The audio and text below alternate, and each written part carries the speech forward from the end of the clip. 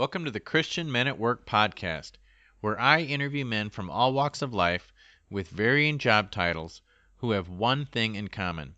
They are all choosing daily to live out their Christian faith through their work, and because of that they are leading, prospering, glorifying God, and experiencing joy and purpose in their work, and you can too.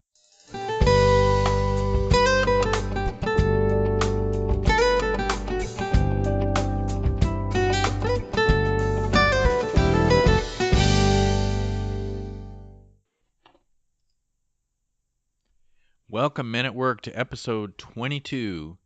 A few comments before we get started. If you have any needs in terms of website design or graphic design, please contact Dorothy Smith at dboutonsmith.weebly.com. That's dboutonsmith.weebly.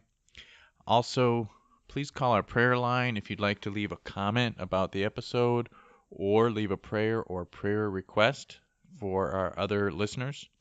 And the number is 641-715-3900, extension 524-645 pound.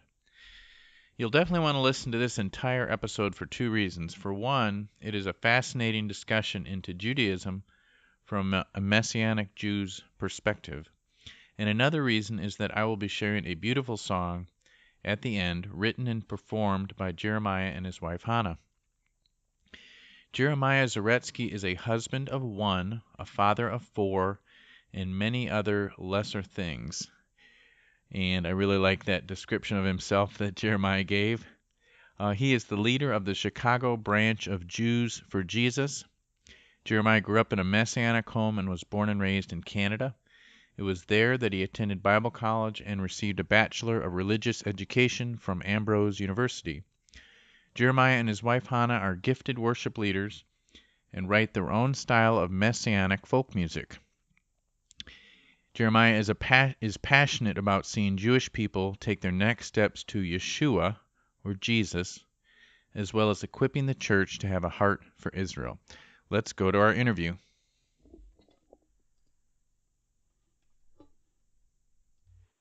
Jeremiah, thanks for joining the interview today. Appreciate it.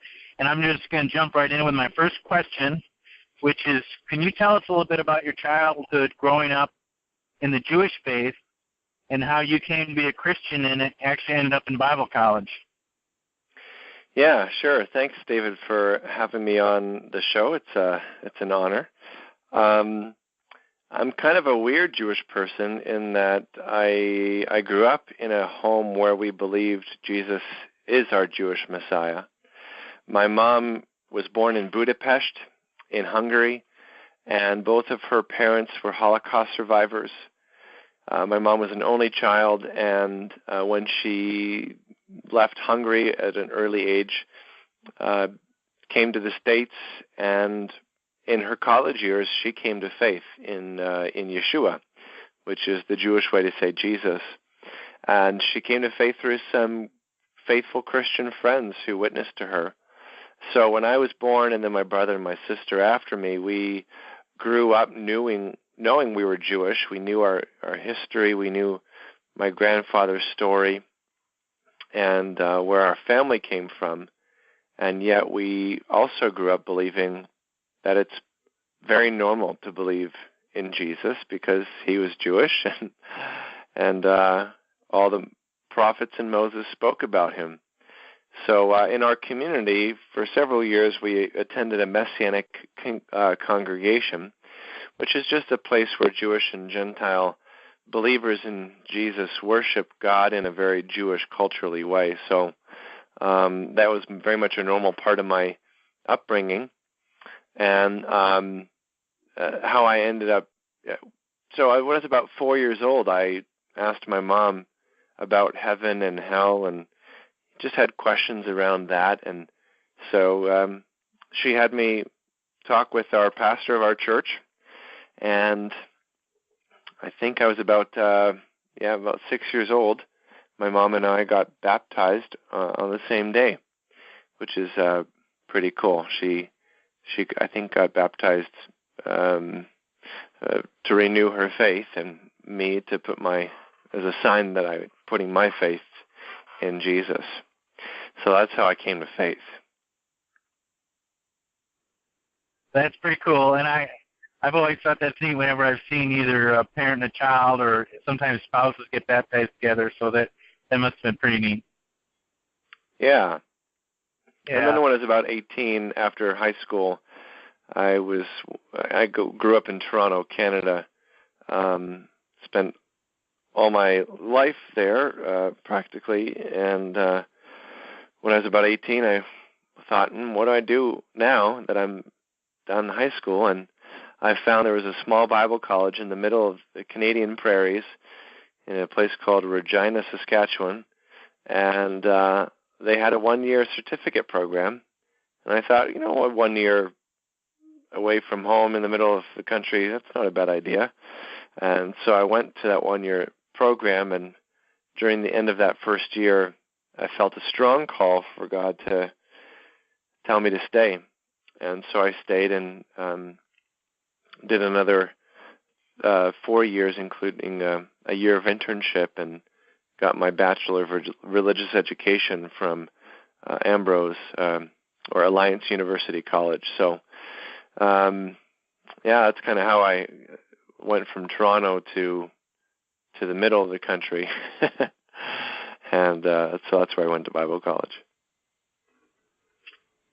So you're part of Jews for Jesus. Tell us what that's all about. If our listeners are like me, we've probably heard about it, but maybe don't know a lot about it. So tell us what that's all about.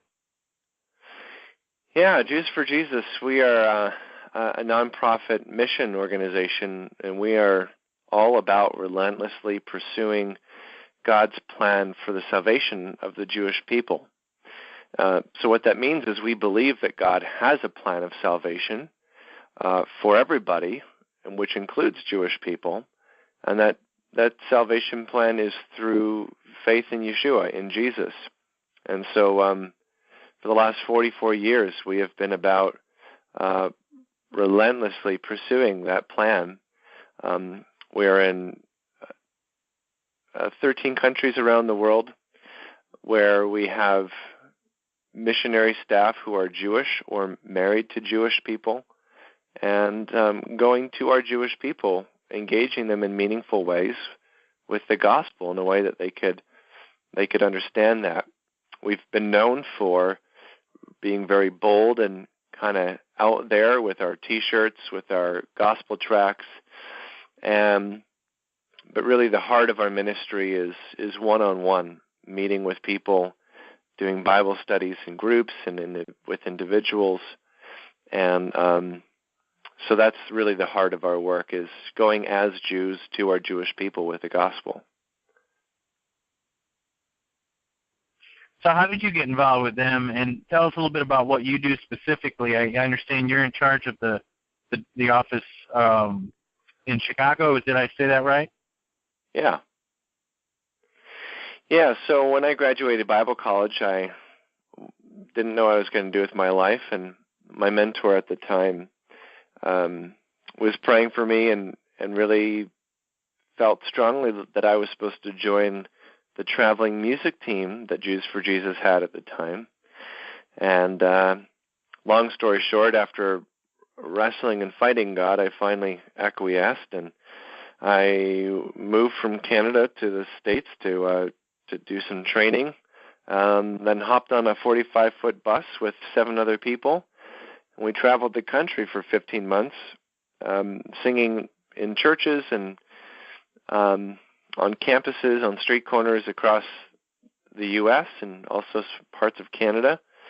And it was through that time of really being a traveling musical missionary where God really set me on the trajectory of working with Jews for Jesus.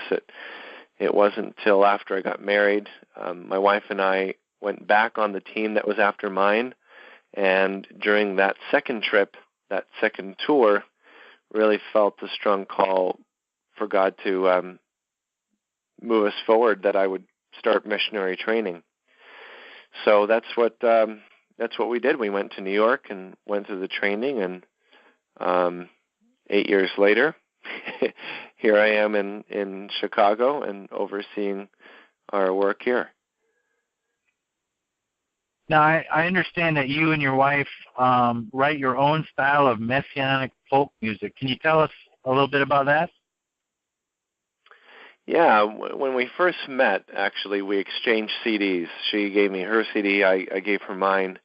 She had some critiques for the cover of mine, which was titled Surrender, with a picture of my face on it, looking very contemplative. So we've both been very musical for a while. I started writing music in probably high school, and then more seriously in Bible college. And Hannah started writing a lot of music when she was on the music team of Jews for Jesus, actually 5 years before me. And it wasn't really until we were pregnant with our second child, whose name is Judah, which means praise, that we really started writing a bunch of songs. And while we were pregnant with him, we ended up recording just a small EP of 4 songs. And we're both, our style is very kind of soft and folksy, acoustic guitar. My wife and I both play guitar. I also play piano. And we like to write a lot of our songs from the Psalms, which is really the hymn book of the Jewish people. And so, we've had opportunities to lead worship in different places, and I think our music is very much reflective of kind of our spirit and how God uses us individually, but also together. So, it's something we're continually working on. Yeah, music is a really powerful way to touch people and reach people. I've found for myself. Now, I'm on the receiving end, not on the creating end, but yeah, it's pretty awesome how God can use music, I think. Yeah. Now, I understand in addition to working one-on-one with Jewish people, you also have a real passion for the fact that, or you believe that the church needs to have a heart for Israel. Can you talk about why you feel that way, or why should the church have a heart for Israel? Yeah, it's an important question. It's an important topic, especially in our day and age when I think so much theological views are kind of skewing people's opinions. It really comes down, David, to the fact that what's important to God ought to be important to us as followers of Him. You are hard-pressed to read the Bible, either Old Testament or New, and not come to the conclusion that God, created a people for Himself, the Jewish people, with a few purposes, but the main one was so that there could be a people from which the Messiah would come from. And so Jesus came from the Jewish people, but He also came for the Jewish people. And God wanted to bless the world through the Jewish people. And He's done that through Jesus. He's done that in lots of different ways. And not only does God create the Jewish people, and did He have a plan that was partially fulfilled through them, but He still has a plan for the Jewish people that ties into the end times in God's redemptive work in these last days leading up to Jesus' return. And so some people and some traditions and theological viewpoints believe that God is done with the Jewish people. That's replacement theology and dual covenant theology, which says that Jewish people have their own way to God apart from Jesus, which is just as dangerous to believe than as that Jewish people don't need salvation at all, or aren't even part of God's agenda anymore. So it's important because Paul told us in Romans 11 that salvation has come from the Jews to the Gentiles, to the world, to the nations, in order to make Israel jealous. So a lot of Gentile Christians don't know, David, that part of their responsibility in believing and having the gospel, they believe it and have it because of Jewish people, because they'd rejected it. And they now have a responsibility to bring it back to the people who gave it to them. And so, yeah, God is not done with the Jewish people. In fact, there's a day coming where Paul says all Israel will be saved, Romans 11:26. And so there's going to be a mass revival of Jewish people who are going to come to faith in Jesus. And God's going to use Gentile believers to really help that plan come along.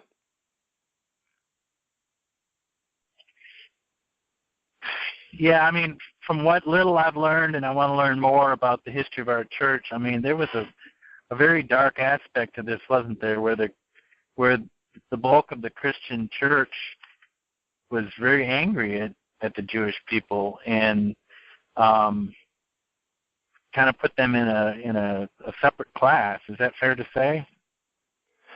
Yeah, that's probably even a nicer way of saying there's look, church history has some blemishes for sure, and it wasn't long, a couple hundred years after Jesus' time, where there became more Gentiles followers of Jesus than Jewish followers of Jesus, and you couple that with the fact that the mainstream Jewish community were quickly not accepting Jews who were believing in Jesus.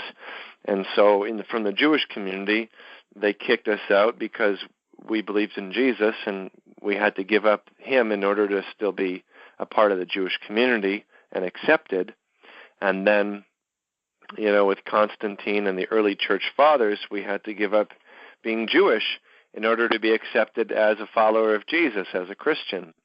And so from two groups of which we are a part, we were really rejected and told to give up the other part. And I think the church hasn't recovered from that. I think if a Jewish person, a religious Jewish person walked into a church today and said, I believe and I want to be a part of you guys, probably most churches would be a little uncomfortable with the way this religious Jewish person looks, and whether knowingly or unknowingly, we sort of want people to look like us. And so we think that following Jesus and being a Christian means taking on our culture. And so, of course, that's not true, but so we're really believing that God is going to reverse that. And, most Jewish people statistically come to faith in Jesus through a Gentile Christian who invites them to church. So is it important for Gentile Christians to understand God's heart for Jewish people and also to be engaged in mission with their Jewish friends and neighbors? Absolutely, because that's how most Jewish people are coming to faith. Well, and I don't know if some of the discomfort among Christians today is rooted in the same feelings from some of the early Christian church fathers or leaders. But I mean, I've seen quotes and seen some teaching on this from very influential leaders like Calvin and Luther and others that were very angry because they killed Jesus, the Jews did, and somehow we were just supposed to reject them. And I've always thought that's a little bit strange, as if God had nothing to do with this plan of Jesus dying for us, you know, that it wasn't a part of God's plan all along. So I think, I don't know to what extent that's at the heart of Christians maybe still feeling that discomfort. I don't know. Do you have any thoughts on that? Yeah, I think there's several reasons, and if I can give a shameless plug to a new book that our European director just wrote called Jews Don't Need Jesus and Other Misconceptions. It's printed by Moody Publishers, and he lists several reasons why Gentile Christians, in particular, don't believe that Jewish people need Jesus, and anything from silent love speaks louder than gospel words, or it's time to comfort, not confront. Jewish people are saved because they're already chosen. So, yeah, there's lots of theology out there in the church that's been around for a long time and just kind of has new faces. And you couple that with politically what's going on in Israel, and then you get a lot of confusion as to why why Gentile Christians would not want to, share their faith with Jewish people, or not think it's important. You talked about how individually, we should have a heart for Jewish people, but do you have any comments on, as not to get too political, but should our country be standing strong in support of Israel, and if so, why? Yeah, Jews for Jesus is a one-issue ministry, and our one issue is that Jesus is the Messiah. And so we don't have any official stances on politics or policy or anything like that. Even when you say should America stand with Israel, so much of our language nowadays is misconstrued or diluted, and definitions are hijacked. So it's really challenging to even answer that question without defining what does stand with Israel mean. So I guess I would say this way, that Jewish people need Jesus. There's more Jewish people living in Israel than anywhere in the world. And most Israelis don't know Jesus. They don't even know his name in Hebrew, because the rabbis came up with an acronym that means may his name and memory be blotted out. And that's the name that most Israelis know when they refer to Jesus. So Israel is our most important work. We have more of our missionary staff there than anywhere else in the world. And I think the only way that we're going to find peace and reconciliation is through believing in the Prince of Peace. Well, I'd like to shift gears a little bit and talk specifically about work, since that's the main focus of our podcast. So I wanted to get your thoughts on this question that I often ask, which is, what do you think is the greatest misunderstanding that men in general have about their work? Yeah, it's a great question.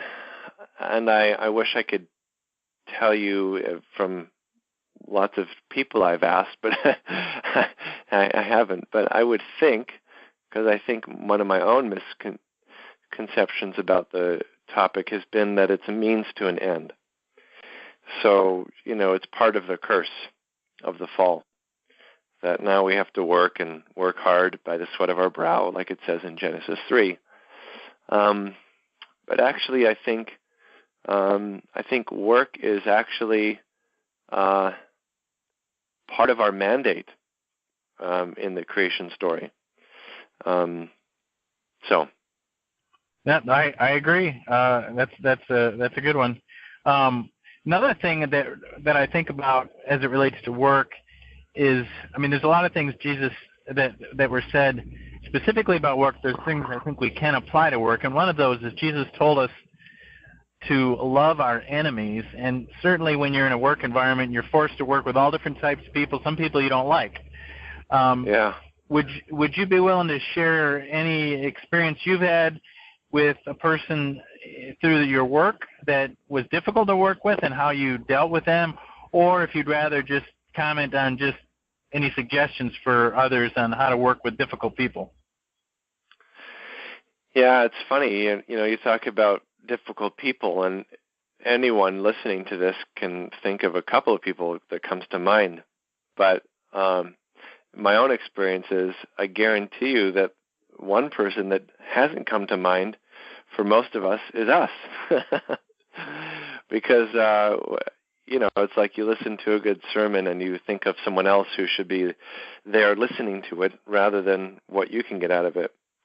So I just say that to say that, yeah, I've worked with difficult people, and as those people have moved on, you gain perspective, and I realized that oftentimes the things that irritated me most about other people are actually indications of things that are in me. And I wasn't able to see that at the time. So, I guess the tip is, whatever buttons are being pushed by a difficult person in your work life, pay special attention to those, because they tell you something more about you than they do about the other person.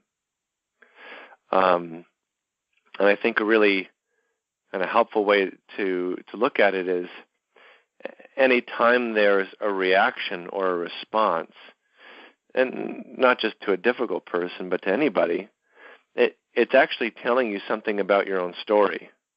And so there's someone in your life who said something similar, or maybe someone who reminds you of someone else.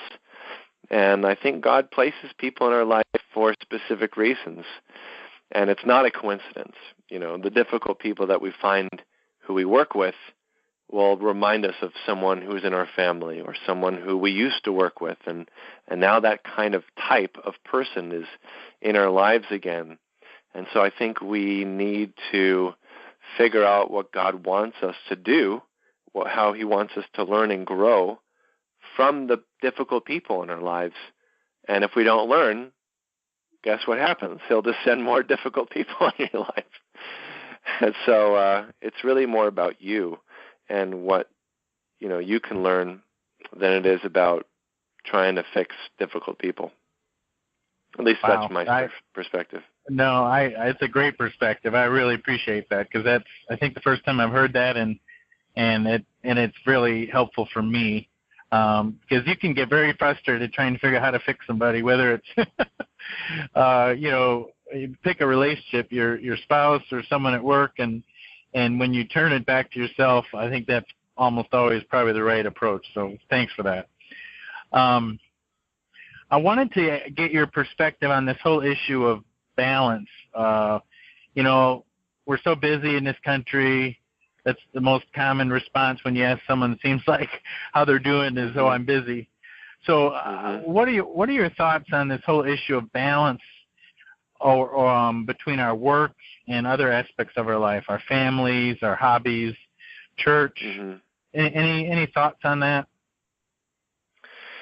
Yeah, it's interesting. There's tons of books being written about this right now, podcast interviews, blogs and whatnot on the ever elusive balance in our lives. And from what I've heard, and I agree that it's true, that balance is really not the right goal, and it's actually impossible,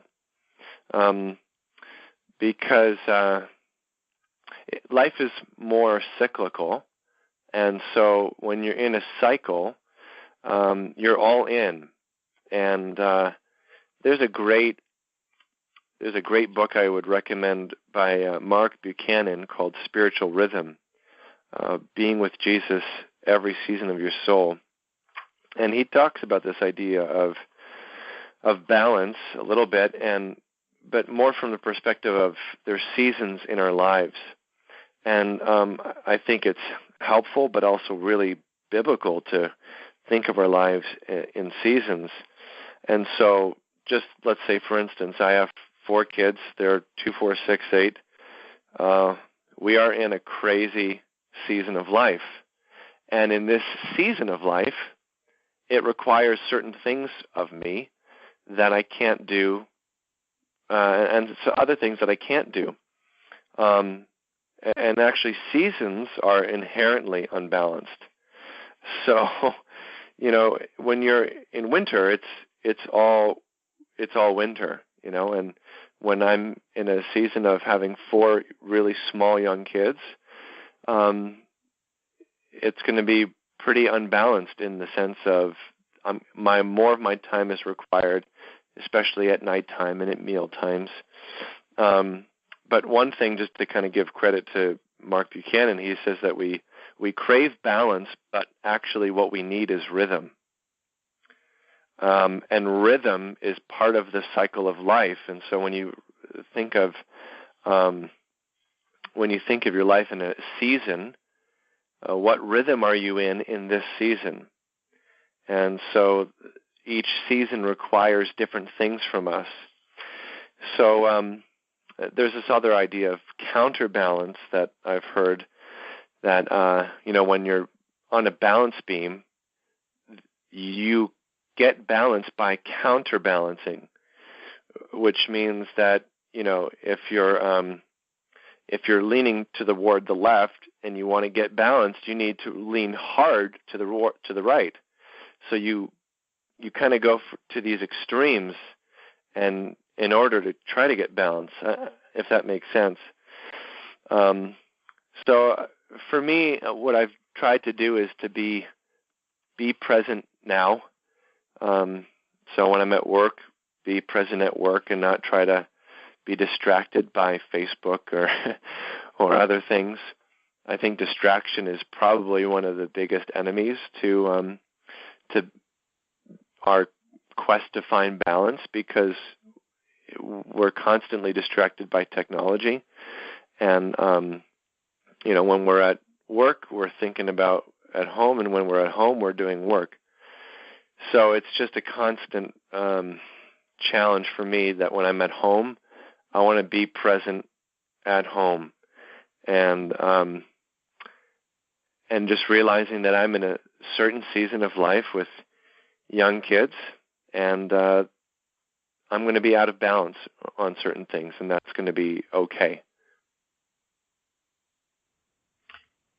Yeah, so the goal is not to be on the balance beam, basically, right? Yeah, to think of it as rhythms of life and seasons. So, for instance, I travel at least every year. I travel for 2 weeks, and I'm gone and I'm speaking in churches. My life is not balanced when I'm traveling. It's solely focused on traveling and doing ministry. But then I come home and I take some comp days, right? And so I balance it out, quote unquote, that way by, where I've invested a lot in one area. When I'm kind of out of that season, I invest in other areas to compensate. Yeah, that makes sense. Helpful? It is helpful, yeah. And I think another book, The One Thing, that I've listened to recently, touches on that a little bit.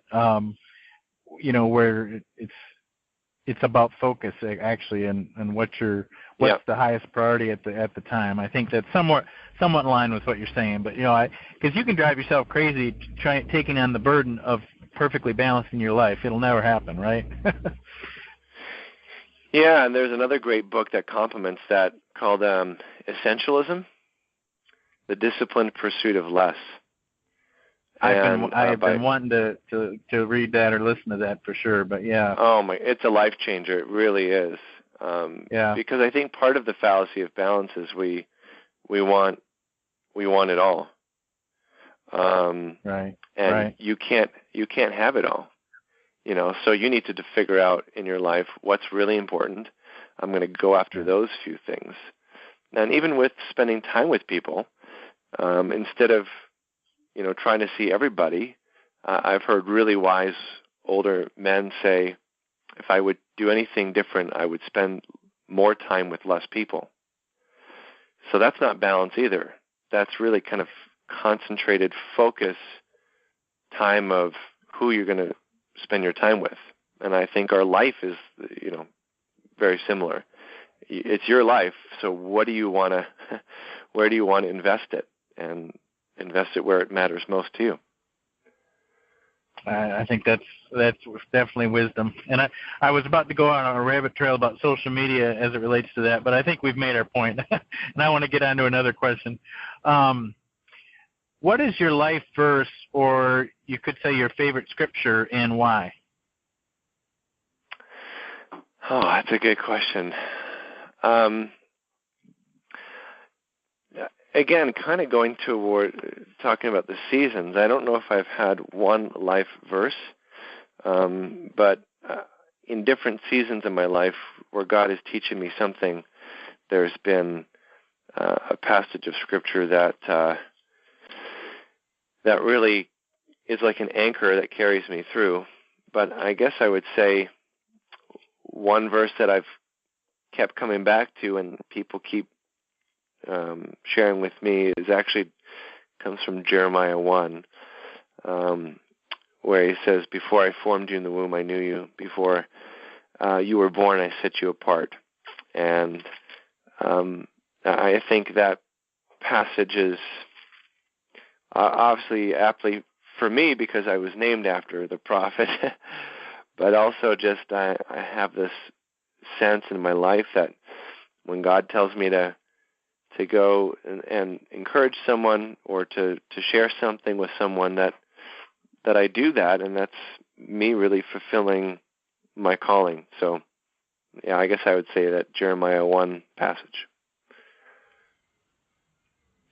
That's a good one. Well, I guess as much as I've been enjoying this, I think I'm to my last question. I think maybe it's a good time to wrap this up. I just want to give you a chance to share with us any final thoughts. That's a really general.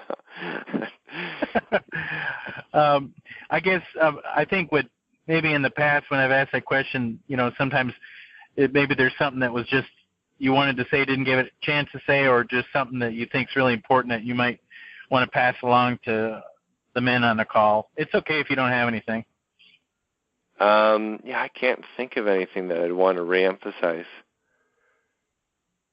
Unless you wanted to ask me more specifically so that I could narrow my thinking. Well, why don't I pick up on that thing that I discarded a moment ago, which is the whole issue of social media, because it seems to me that the social media works against this idea of really investing in a small number of people.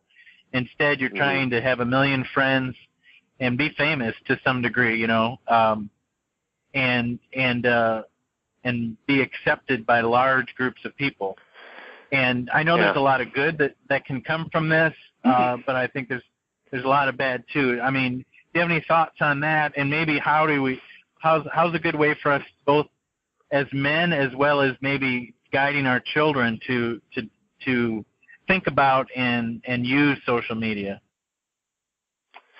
Yeah, this has become the topic of our generation, and I think it'll increasingly become more so. I think social media, just like money, can be used for good, it could be used for bad, it can be poorly managed or properly managed. And I think what social media is doing right now to all of us, it doesn't matter what your age is, it's testing our self-discipline. It's testing and that sort of itch of instant gratification that some people didn't even know that they had. So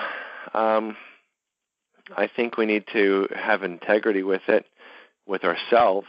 I think it's important for us to set limits and say, okay, when I'm around my kids, and I am guilty of this and I need to do a better job at it, but when I'm around my kids, I'm not going to just sit on my phone on the couch and just have my kids play on me.